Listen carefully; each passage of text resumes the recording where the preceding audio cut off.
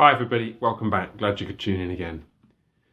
What I want to talk about this morning, I think will be most particularly relevant to parents, although I suspect it may be helpful for others too. I want to talk about how we approach situations when we have a friend or someone close to us, it might be a child or it might be a friend or a family member, and we love them dearly. But there's one or two things about them which really frustrate us.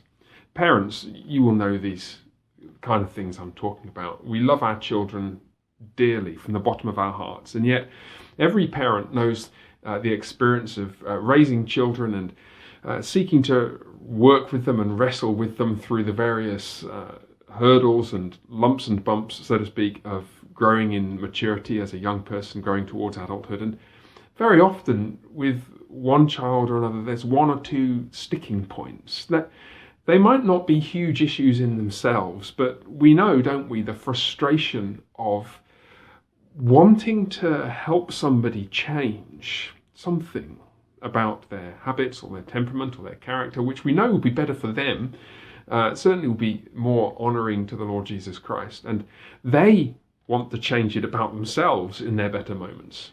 And we struggle with how we do this. Actually, we find echoes of this in our own lives. Actually, we find that there are things we want to change about ourselves that we struggle with. I think that's a topic for another day. But all of us know that situation of having a friend, having a child, having a loved one, a relative, somebody close to us, and feeling some sense of responsibility towards them and wanting to help them change so much in a direction that they want to change in as well, and feeling like we're making no progress. You're a parent, you ever felt like that about your kids whom you love so dearly? And I was struck by something that Pastor Booth said in relation to the sermon just this last Sunday. He was commenting on 1 Thessalonians 5 from verse 12 onwards, and I wanted to just make a couple of comments that expand on the text that he was looking at. I'll read verses 12 to 14, and I just want to say a word or two about this.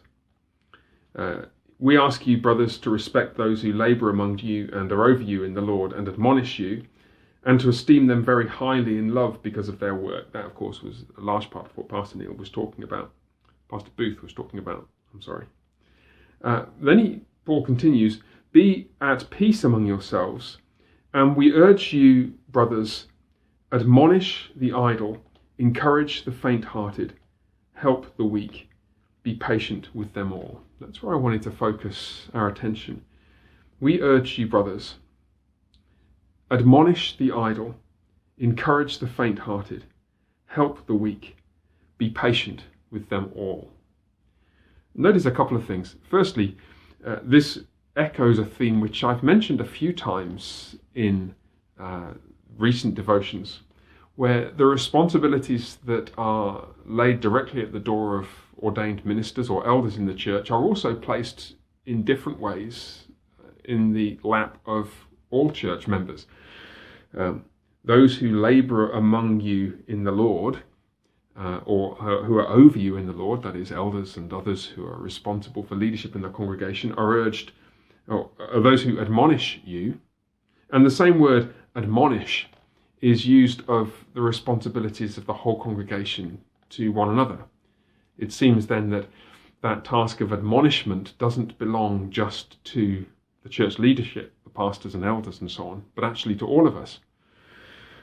But just expanding on that in verse 14, you notice the particular things that we're called to do for one another. And I think this may register particularly strongly in those situations like I described, when we've been trying for a long time to engender the kind of change that we think the Spirit of the Lord would like to make in a person's life. We've been trying to be the instrument by which that is brought about.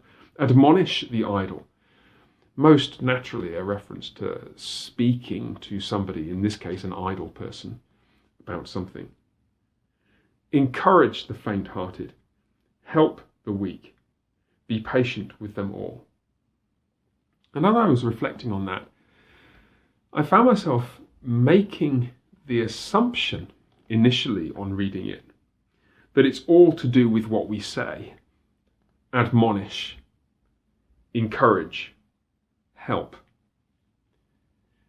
You can imagine how you might admonish somebody in what we say, or encourage them in what we say, or perhaps also help in what we say. But that last verb or instruction is a clue that all of these things are not necessarily done just with words, are they?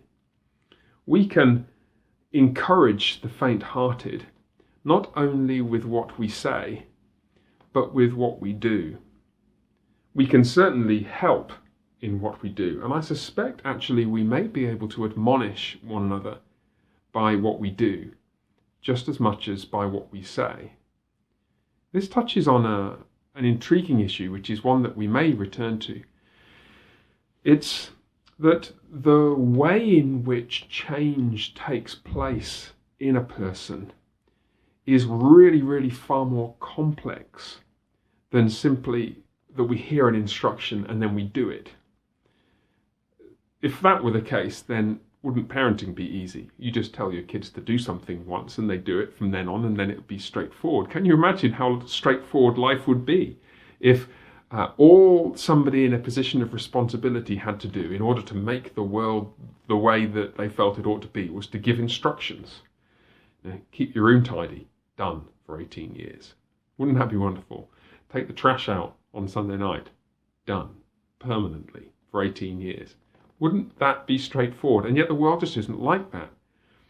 The way that we change, the way therefore that we're called to help other people to change, the way that parents are called to help their children to change, those stubborn immaturities that still persist in our beloved sons and daughters.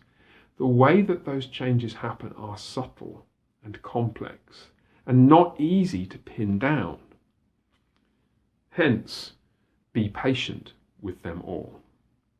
And I want to encourage you, the kinds of change that you long to see, just think about the people who may be close to you, who sprang into your mind when I introduced this subject a few minutes ago.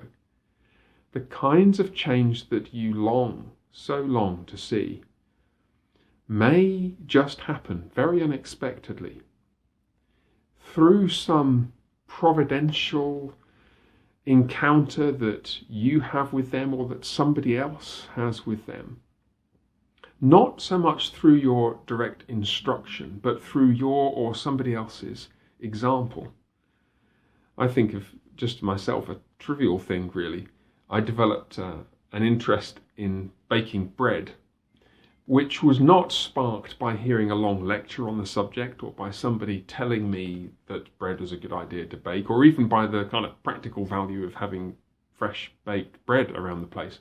It was simply sparked by watching a 30-second sped up video, which was an advert for a conference, which showed a loaf of bread being baked. That was it.